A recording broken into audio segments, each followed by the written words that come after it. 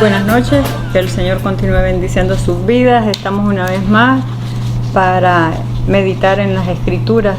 Sean todos muy bendecidos. Pero como no deseo hablar yo, sino que nuestro Padre, el Señor Jesucristo, hable a nuestras vidas por su Santo Espíritu, vamos a orar ahí donde se encuentre. Incline su rostro y oremos. Padre, en el nombre poderoso de Jesús, te damos gracias, Señor, porque en esta noche eres tú el que vienes una vez más con mansedumbre a hablar a cada uno de nosotros, Señor. Verdaderamente tú eres un Dios de amor. Cuánta paciencia nos tienes y estamos agradecidos por ello. Dispón cada uno de nuestros corazones para ser receptivos y que sean corazones de carne. Habla primeramente a mi corazón para que así cada uno, Señor, recibamos esa palabra que tú traes a nuestras vidas, en el nombre de Jesús, amén. El tema de hoy es el llamamiento de Samuel. Vamos a leer el capítulo 3 del libro primero de Samuel, así que puede buscar su Biblia para que pueda estar muy atento. Primera de Samuel, capítulo 3, versículo 1. El joven Samuel ministraba a Jehová en presencia de Elí, y la palabra de Jehová escaseaba en aquellos días. No había visión con frecuencia, y aconteció un día que estando Elí acostado en su aposento, cuando sus ojos comenzaban a oscurecerse de modo que no podía ver. En el primer libro de Samuel ya hemos venido estudiando en los primeros capítulos 1 y 2 que justamente hay un relato de Ana con Elcana, esa esposa que era muy amada pero era estéril. Yo me identifico porque muy amada pero estéril, y Dios escucha su oración, y así fue Dios en mi vida también. Él escuchó mi oración y ella prometió a ese muchachito y no se le olvidó. Era una mujer recta, era una mujer justa. Aprendimos cómo, siendo Elcana no un hombre bueno, respetó ese voto. Tuvo que haber sido una mujer maravillosa, porque cualquier hombre era su mujer amada, y ella dice: en cuanto lo destete, te lo voy a dar, Señor, para tu servicio. Y si muchas veces hasta los hombres cristianos pueden refutar y pueden ir delante de la presencia del Señor y decir: ¿sabes qué? Ese voto no cuenta, Padre. Pero este hombre la respetó y así lo hizo. Solo lo destetó, ¿cuánto? No sé. Las que han dado de mamar sabrán cuánto tiempo tuvieron a su bebé. Las que más, tal vez 3 años. Ya ahí no están dando mucho de beneficio al bebé, pero bueno, digamos que tenía 3 añitos cuando lo llevó al templo. Y vemos también a Samuel cumpliendo con el voto y haciendo lo que su madre le había prometido al Señor. Aunque Samuel veía que Elí, el sacerdote del templo, era un hombre sumamente descuidado con su conducta y reprochable en muchas cosas para con su familia, sus hijos, no era un buen ejemplo, pero Samuel respetaba, no criticaba, y estaba ahí en obediencia porque entendía que él era la autoridad. Y así que él hacía todos los trabajos en el templo bajo la supervisión de Elí. Dios no estaba ausente de eso, y miraba la conducta del sacerdote, claro que la miraba, y observaba la conducta de Samuel, y eso le agradaba al Señor, porque viendo tanto desorden en esa casa, el muchacho actuaba conforme a la palabra. Había tanta incredulidad, hemos venido viendo, y tanta injusticia en esa época por los que profesaban ser cristianos, nada lejano de lo que hoy en día vivimos. Y mucha gente dice: yo, para ser cristiano, no miras al pastor tal que está con la del coro, no miras a la pastora divorciada de su esposo, no miras al pastor 3 veces divorciado y se ha vuelto a casar, no ves los hijos de los pastores, unos desordenados, drogadictos, fornicarios, se amachinan, se juntan, no sé cómo le llaman en su país, pero de esos que hacen su vida conyugal sin casarse. No ves y comienza usted a decir muchas de esas cosas. ¿Cuál es el problema? Que igual que en esa época, la gente que decía ser cristiana llevaba una vida desordenada y se habían olvidado de los preceptos y de los estatutos de la palabra del Señor. Y en esa época, siendo Elí el sumo sacerdote, él mismo no escuchaba a Dios, porque ya había habido un hombre de Dios que le había dicho que debía de cambiar su conducta y que debía de llamar al orden a esos 2 hijos que estaban ahí haciendo lo que bien les parecía. ¿Y saben qué hizo él? Absolutamente nada. Como muchos hoy en día, no solo de los sacerdotes, porque Dios en el Nuevo Testamento nos llama a ser real sacerdotes. Todos somos, muchos de nosotros nos llamamos ser cristianos y no ponemos orden, y sobre todo si está el esposo, porque en ocasiones pues el esposo no es cristiano, pero si el esposo es cristiano y no pone orden ni a los de su casa, ¿cómo va a ir a poner orden entonces allá afuera? Eso no se puede, no se debería de hacer. Y usted entonces, como nos ha mencionado en las enseñanzas anteriores el pastor, ve que hay tantos pastores llevando una vida allá, ayudando al pobre y haciendo todo muy bonito allá afuera, atendiendo a los hermanitos, pero en su casa los hijos desatendidos, la esposa desatendida. Entonces, verdaderamente, ¿qué temor de Dios puede haber ahí? No es como a Dios le agrada. El Proverbio 29:18 dice: sin profecía el pueblo se desenfrena, mas el que guarda la ley es bienaventurado. ¿Y qué es profetizar? Sino hablar de parte de Dios. Eso es profetizar. ¿Y qué es lo que va a hablar? No va a hablar lo que bien le parece, va a hablar lo que está escrito en la palabra del Señor. No es que va a venir a inventarse algo, porque ya todo está escrito. Esta es la palabra de Dios. Esto es Jesucristo mismo hablando a cada uno de los cristianos, a cada uno de nosotros. La palabra del Señor es clara y dice: si la sal pierde su sabor, entonces, claro, la palabra se ha diluido, pero es que, ¿y a quién no le fascina escuchar cosas tan bonitas y que te digan: eres un vencedor, eres un hombre o una mujer súper espectacular en las manos de Dios, aunque tu vida sea un desastre? No es así como dice la palabra. Hay ciertas reglas que debemos de cumplir para verdaderamente llevar ese fruto del Espíritu de Dios y ser verdaderos hijos de Dios. No todos son hijos de Dios, somos llamados hijos de Dios porque Él nos ha amado y Él nos ha hecho sus hijos. Dios atribuye ese problema a una sociedad que justamente le falta palabra de Dios. En esta nación, nosotros estamos en Honduras, hace 20 años era un país pacífico, con paz social, era una Honduras tan distinta a la que vivimos, yo ya días vivo, y era tan hermoso. Pero ¿qué pasaba? Usted llegaba a un hotel y en la gavetita de la cabecera encontraba Biblias. Yo todavía tuve la oportunidad y estudié en diversos centros educativos, y ahí teníamos, si era cristiana la institución, su clase cristiana, o si era católica la institución, su clase de religión, donde les fomentaban los valores cristianos en base a la Biblia. Teníamos un programa en el canal que todos veíamos cuando no teníamos cable y eso, Club 700. También los domingos mirábamos a Jimmy Swaggart a las 7 de la mañana. Entonces, hoy, ¿qué es lo que se está viendo? ¿Qué es lo que ven nuestros niños, nuestros jóvenes, y más si no tenemos supervisión?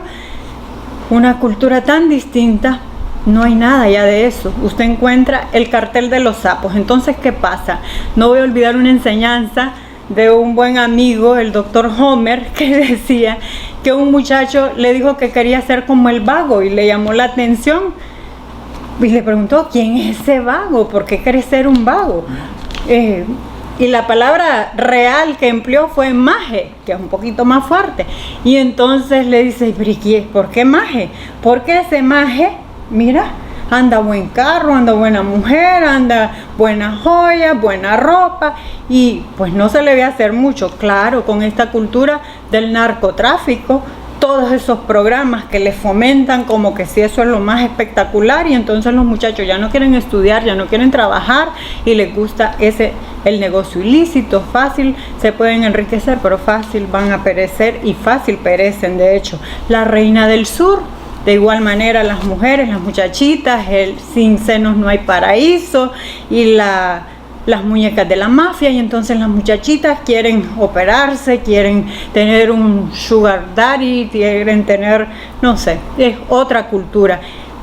Elí estaba ciego física y espiritualmente, pero Ezequiel justamente nos enseña de los dos tipos de sacerdotes que existen, porque así son muchos en la actualidad los tipos de sacerdotes bíblicamente, y los que enseña Ezequiel es los que sirven al pueblo y los que sirven a Dios.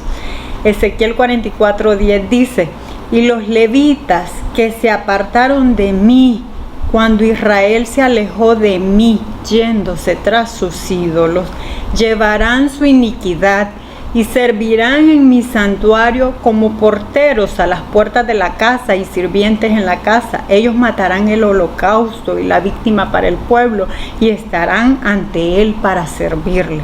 Por cuanto les sirvieron delante de sus ídolos y fueron a la casa de Israel por tropezadero de maldad, por tanto he alzado mi mano y jurado, dice Jehová el Señor, que ellos llevarán su iniquidad. No se acercarán a mí para servirme como sacerdotes, ni se acercarán a ninguna de mis cosas santas, a mis cosas santísimas, sino que llevarán su vergüenza y las abominaciones que hicieron. Elí fracasó como sacerdote. Tenía 2 hijos que menospreciaban la palabra del Señor y jamás puso orden en su casa. Así, hoy en día, muchos pastores no toman en cuenta lo que Dios les dice, por congraciarse ¿con quién? Con el pueblo, como está escrito. No hay gran cambio de esa época a esta época, y usted ve pastores y sacerdotes congraciándose con políticos, congraciándose con el hermanito de la congregación que más aporta, porque hay controles hasta para eso en muchas congregaciones. Usted ve que no importa que el hermano se dedique al negocio ilícito con tal de que lleve las mejores ofrendas, no le importa y no lo corrige y no le dice nada, como Elías hacía con sus hijos. Y es una tristeza. Usted, pastor, sacerdote, hermano, sea de los que agradan a Dios y de los que sirven a Dios, porque Dios sí lo está observando y dice que esas iniquidades van por su cuenta. Al principio, en medio, al final, el responsable siempre será usted, y sobre todo de su casa, porque ¿qué va a pasar? ¿Qué está pasando en este momento? Ya está muerto espiritualmente, como Elí se encontraba ya perdiendo su visión, porque ya espiritualmente había sido enceguecido. Pero de igual manera, muchos se encuentran en esa condición.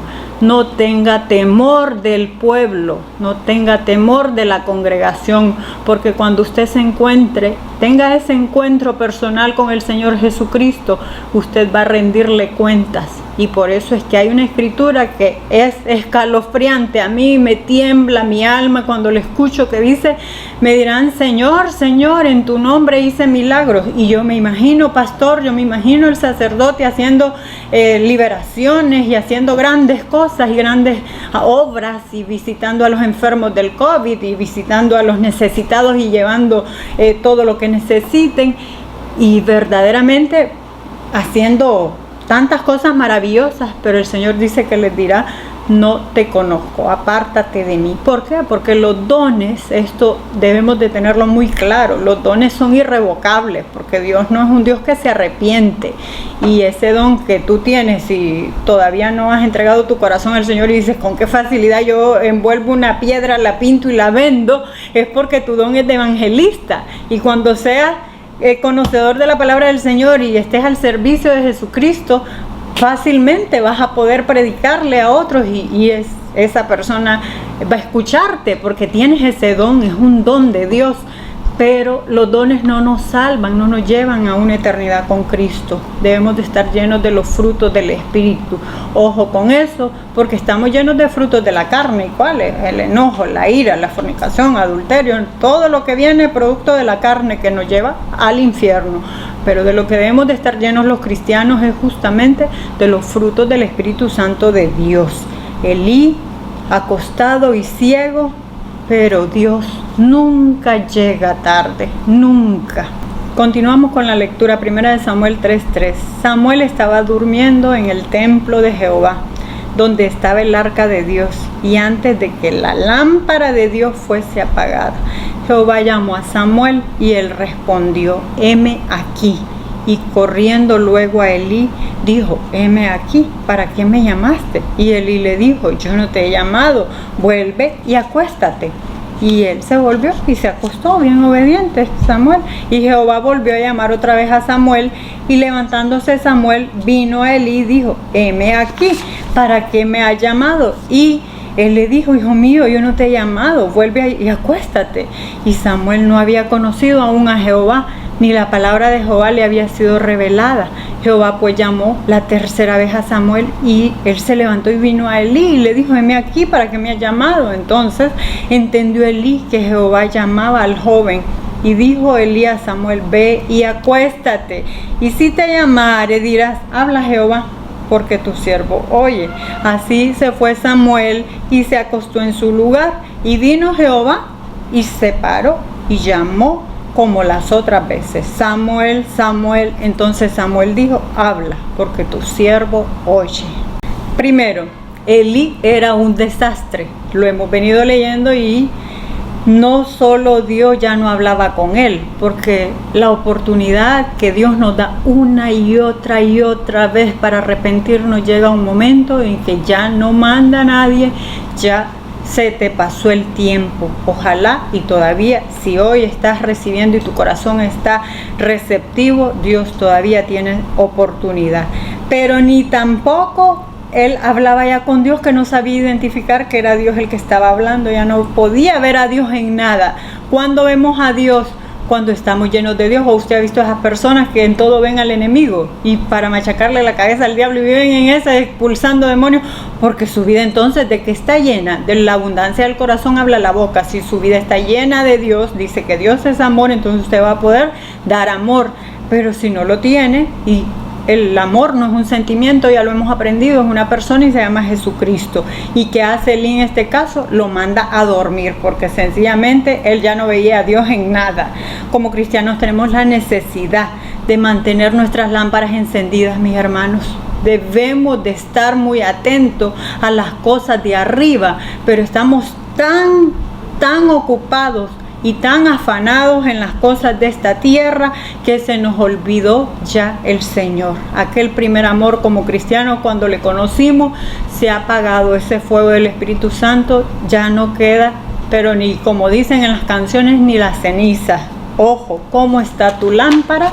Esa es una pregunta que debes de responderte. No me compete a mí, porque mi responsabilidad es con mi alma, y en todo caso enseñar primeramente a las hijas que Dios me ha regalado después de haber sido una mujer estéril. Dice la palabra del Señor, Mateo 25:1: entonces el reino de los cielos será semejante a 10 vírgenes que, tomando sus lámparas, salieron a recibir al esposo. 5 de ellas eran prudentes y 5 insensatas. Las insensatas, tomando sus lámparas, no tomaron consigo aceite, mas las prudentes tomaron aceite en sus vasijas juntamente con sus lámparas. Cuando la vasija está vacía y no tiene aceite, es cuando la vida del ser humano está llena de todos los frutos de la carne.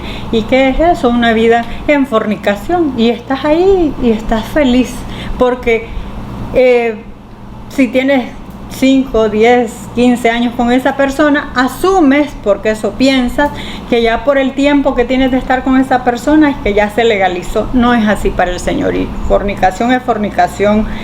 Idolatría, insistimos porque el Señor nos lo insiste una y otra vez.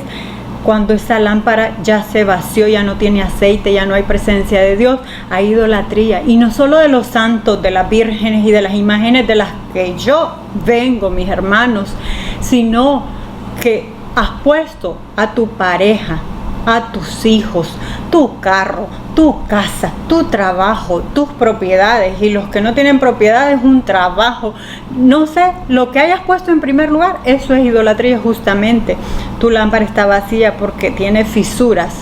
Cualquier tipo de fisura de este tipo no permite que el aceite sea retenido en esa vasija que es tu cuerpo, que es tu templo. Y ya allí no está el Espíritu Santo, porque cuando estamos llenos de pecado, que es desobediencia, el Espíritu Santo se contrista y entonces se aleja porque Él es santo. Proverbios 13:9 dice: la luz de los justos se alegrará, mas se apagará la lámpara de los impíos. Tu vasija está llena. ¿Qué es una vasija llena? Como la de estas vírgenes, las prudentes. Ellas tenían sus vasijas llenas de aceite. Y eso significa que como hijos de Dios debemos de brillar en donde quiera que el Señor nos tenga. Estás en este momento encerrado y dices: pero yo, ¿cómo puedo brillar? Estoy en mi casa. Claro que puedes brillar, porque en mi caso tengo esposo, tengo mis hijas y tengo una persona que me ayuda con las labores de la casa, y debo de brillar para cada uno de ellos. Yo debo de ser ejemplar. Para mi esposo yo debo de ser corona. Para la muchacha que me ayuda, yo no debo ser una persona que la subyugue o que la mantenga aquí como esclava. No debo de ser así como cristiana. Y para mis hijas debo de ser ejemplar también en todas las áreas de mi vida, para que cuando ellas crezcan y en la medida que van creciendo, más que 1000 palabras que yo les pueda dar, que quede el testimonio de vida de una mamá con principios y con valores cristianos y morales, éticos y profesionales en diferentes áreas. Entonces tú ubícate en tu zona donde te encuentras y di: puedo brillar. Así es, cuando la vasija está llena, entonces estamos llenos del Espíritu Santo y vemos a Dios en todo. Yo puedo sentir la presencia del Señor en mi hogar, en la vida de las personas que me rodean. Y es que recordemos que la salvación es personal, mis hermanos. Dice la palabra del Señor claramente: el alma que pecare ciertamente morirá. ¿Y qué es morir? No se encierra en esa muerte física en la que todos están pensando: ay, me puedo morir del COVID, ay, me puedo morir de cáncer. No, y morir todos vamos a morir. La muerte que te debe de entristecer es la muerte espiritual, porque esa te va a llevar a una eternidad sin Cristo. Y ya la Biblia puedes ir y buscarla si eres un curioso, y ve y busca. Sí existe el infierno y es un lugar que describen horrible, horrible. Así que este es el tiempo en el que Dios está hablando. Leamos la necesidad del llamado de Dios en la vida de este muchacho. Así que claramente vamos a ver cuál es el segundo punto claro. Samuel no conocía la voz de Dios. ¿A cuántos nos puede estar sucediendo? Que hemos leído la palabra, pero no hemos aprendido a escuchar la voz de Dios. Y cuando alguien le dice: mira, y Dios me habló, me dijo, y quedas como sorprendido, porque así este muchacho conocía la Escritura, pero no había aprendido a escuchar la voz de Dios. Y la única forma de oír la voz es estando llenos del Espíritu Santo de Dios.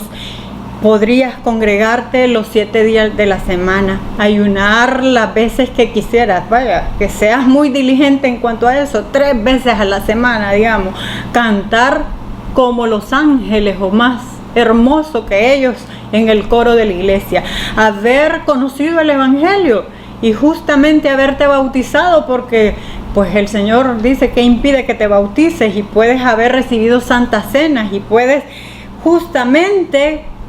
Puedo estar predicando la palabra del Señor, como en esta noche el Señor me da la oportunidad de compartir un capítulo de la palabra, y aún así no aprender a escuchar la voz de Dios. ¿Y cómo escucho la voz de Dios? Pues justamente teniendo comunión con el Espíritu Santo. ¿Y cuáles son las evidencias del Espíritu Santo de Dios? Pues lo hemos estudiado una y otra vez. Y si nos lo vuelve a repetir el Espíritu Santo de Dios, es porque quiere hablarme a mí, porque somos muy prontos para hablar, pero no nos gusta escuchar. Y créanme que yo soy de ellas, que me fascina. Soy abogada de profesión, y entonces soy pero número 1 para argumentos. Y así tengo una de mis hijas que igual siempre tiene argumentos, y porque ya esa es personalidad que debe de ser cambiada, porque cuando el Espíritu Santo de Dios llega a nuestras vidas, nuestro entendimiento, dice la palabra del Señor, debe de ser renovado, y no podemos decir: es que así nací. No. El que nace para naceta, ni aunque lo saquen del corredor. Ese es un dicho popular muy conocido en este país, pero no es así para el cristiano, porque cuando dejamos que esa palabra de Dios nos llene, comenzamos a entender que esos frutos para tener esa comunión son justamente la paz. ¿Por qué la paz? Porque es el sello de que el Espíritu Santo de Dios está en mi vida y en tu vida. El amor, obviamente, el amor entre hermanos y el amor, mis hermanos, porque como ya lo dije y lo mencioné justo al iniciar, el amor es Jesucristo y no podemos dar lo que no tenemos, justamente no compartimos. Yo he visto que una publicación no es justa que usted va a ir y va a predicar, pero una publicación que le hagan en su red social y a usted le da pena hasta dar un like, porque es de los cristianos de la secreta. El gozo, eso es algo hermoso que viene del Espíritu Santo y no se trata de las condiciones. Yo no sé qué usted está viviendo en este momento, si tiene un familiar muy grave, si tiene una situación económica en la que está presionado porque tiene deudas y no sabe cómo salir, porque de repente usted dice, Dios mío, no hay salida, esta situación en este país está terrible, pero el gozo del Señor es su fortaleza, porque así dice la palabra del Señor: cuando estamos llenos del Espíritu Santo no nos movemos por las circunstancias, porque nuestro Dios es mayor a esa circunstancia, a esa enfermedad. El gozo, a diferencia de la felicidad, el que está feliz porque se le celebró un cumpleaños, hubo comida, hubo amigos, hubo regalos, hubo fiesta, pero pasado aquello ya no hay felicidad, porque la felicidad es efímera, es un breve momento, pero el gozo es permanente y es independiente de la circunstancia, de la situación que usted puede estar viviendo en este momento. Tercero, heme aquí. Dios está buscando adoradores en espíritu y en verdad. Samuel, el nombre Samuel significa pedido al Señor. Y Samuel era un niño que dormía en el templo, en el lugar santo. Así como Samuel, nosotros debemos de anhelar la presencia del Señor en todo tiempo. Él era físico. Recuerda que el Antiguo Testamento era físico y el Nuevo Testamento es espiritual. Entonces nosotros, en donde quiera que estemos, en cualquier día de la semana, debemos de anhelar estar en la presencia del Señor, así como desde niño, destetado, y ahora ya siendo un joven, porque inicia este capítulo llamándolo joven. Él anhelaba la presencia del Señor, así como el rey David decía: mejor un día en los atrios de tu casa que 1000 años fuera de ella. Y el rey David era un hombre poderoso. Yo no sé usted, yo no tengo piscina en mi casa, pero él tenía piscinas. Era un palacio, era un hombre poderoso, el hombre más poderoso de esa época, y anhelaba mejor un día en la casa del Señor que 1000 años fuera de ella. Y así Samuel lo hacía.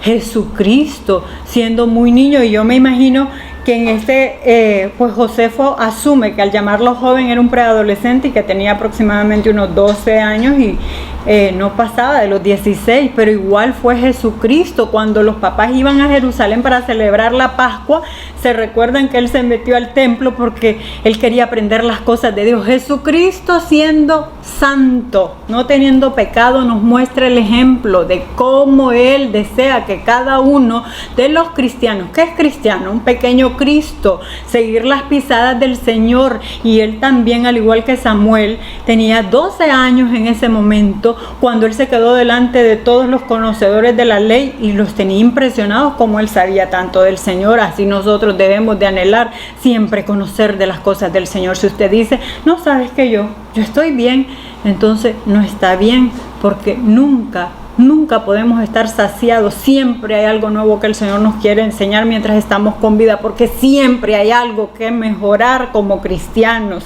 Y de igual manera, entonces nosotros debemos de atender ese llamado de Dios.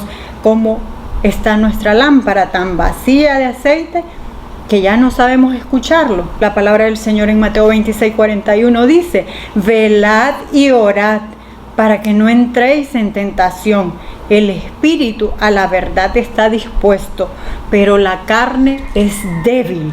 Nuestro llamado, al igual que el llamado de Samuel, era grande para ser ese profeta de Dios. Así Dios ha hecho un llamamiento santo para cada uno de los cristianos. Hay promesas pero súper hermosas en la palabra del Señor, y jamás las va a poder conocer si usted no ha comenzado a leer la Biblia. Y el Señor nos manda a escudriñar en esta palabra de día y de noche, porque de eso debemos de llenarnos para que haya llenura del Espíritu Santo y no nos vengan a meter cuentos, sino que sepamos lo que Dios desea para nuestra vida. Pero ¿sabe qué? Siempre le damos el peor de los tiempos, estamos cansados. Cuando ya viene la enseñanza y cuando ya viene el tiempo para que leamos, estamos cansados porque no le dedicamos lo mejor al Señor, porque no apartamos el mejor de nuestros tiempos. Miqueas 6:6 dice: ¿con qué me presentaré ante Jehová y adoraré al Dios Altísimo? Me presentaré ante Él con holocausto, con becerros de un año. ¿Se agradará Jehová de millares de carneros o de 10,000 arroyos de aceite? Daré mi primogénito por mi rebelión, el fruto de mis entrañas por el pecado de mi alma. Oh hombre, Él te ha declarado lo que es bueno. ¿Y qué pide Jehová de ti? Solamente hacer justicia y amar misericordia y humillarte ante tu Dios. Solamente hacer justicia.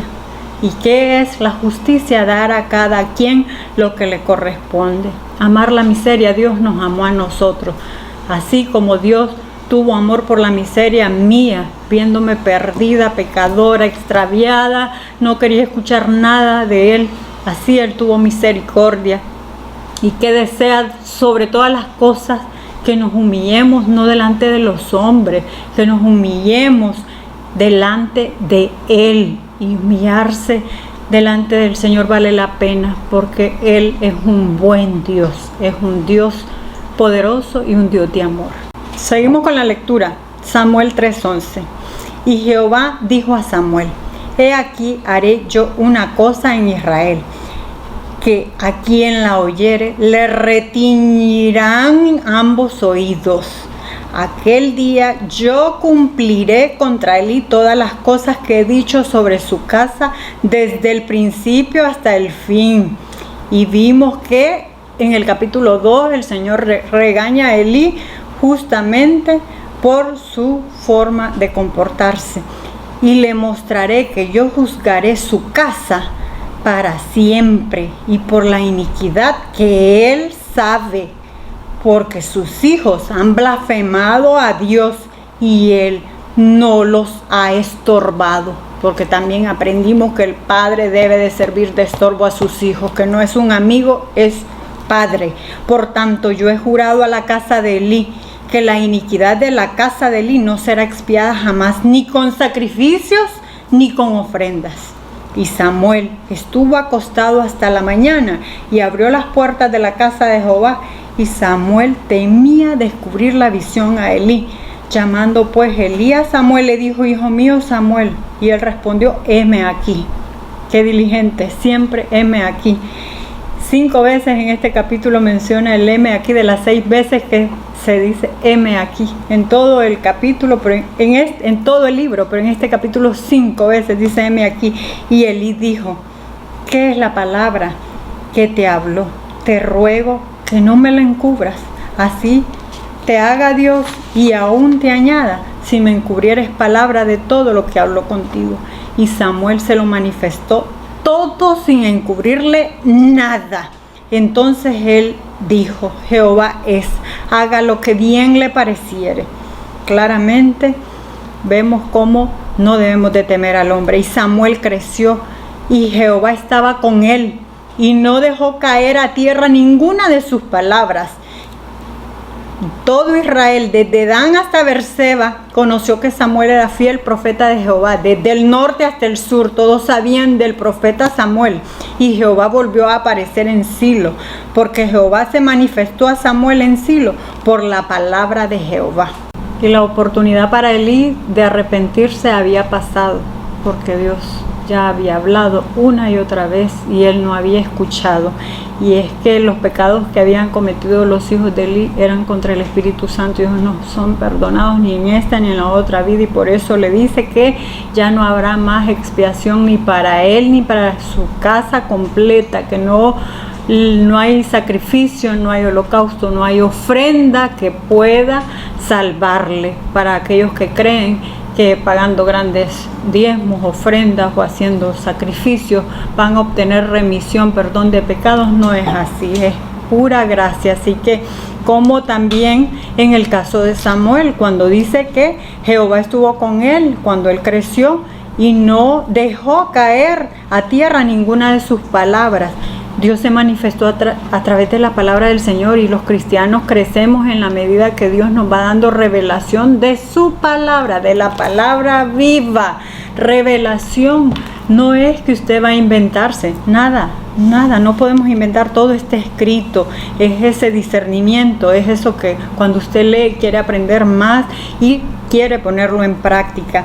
El Señor en esta noche nos dice en Jeremías 31:31, he aquí que vienen días, dice Jehová, en los cuales haré nuevo pacto con la casa de Israel y con la casa de Judá, no como el pacto que hice con sus padres el día que tomé su mano para sacarlos de la tierra de Egipto, porque ellos invalidaron mi pacto, aunque fui yo un marido para ellos, dice Jehová.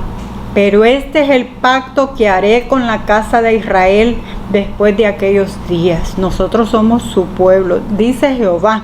Daré mi ley en su mente y la escribiré en su corazón. La palabra está escrita en mi corazón y en su corazón, y por eso es que nosotros sabemos cuando estamos actuando mal e incorrectamente. Y yo seré a ellos por Dios, y ellos me serán por pueblo. Él nos hace sus hijos y nos enseñará más, y no enseñará más ninguno a su prójimo ni ninguno a su hermano, diciendo, conoce a Jehová, porque todos me conocerán, desde el más pequeño de ellos hasta el más grande, dice Jehová, porque perdonaré la maldad de ellos y no me acordaré más de su pecado. Hoy Dios nos está dando la oportunidad de arrepentirnos de nuestras maldades y pedir perdón por nuestros pecados. Yo te pido que ahí donde estés, inclines tu rostro y oremos. Padre, en el nombre poderoso de Jesús, verdaderamente he pecado y he pecado contra ti. Y es por eso que en esta noche te pido que borres todas mis maldades en el nombre poderoso de Jesús, por ese sacrificio que hizo tu Hijo amado, sin haber pecado, me vio a mí. Y tú prometiste, Señor, que no te acordarías más de mi pecado si yo me arrepentía, que no importaba cuán rojo fuese, tú lo harías blanco como la nieve, porque tú, Señor, eres un buen Dios, Señor. Gracias te doy en esta noche. Te pido que perdones mis pecados, que inscribas mi nombre en el libro de la vida, que llenes mi vida y que yo sienta esa necesidad de querer cada día más dar fruto en el Espíritu de Dios, ser lleno de tu palabra y ser usado por ti, Señor. Ser como este muchacho Samuel, desde pequeñito anhelaba y permanecía ahí en la casa del Señor, no juzgando a aquellos que hacían lo incorrecto, Señor, sino viéndote a ti y siendo obediente. Ayúdame, Señor, cada día a obedecerte en todo a ti, Padre amado, en el nombre poderoso de Jesús. Amén. ¿Te ha gustado la enseñanza y tienes redes sociales? Compártela con tus amigos, quizá alguno esté necesitándola, así que dale clic ahí a la campanita, suscríbete a nuestro canal y nos vemos en la próxima enseñanza. Que el Señor les bendiga. Buenas noches.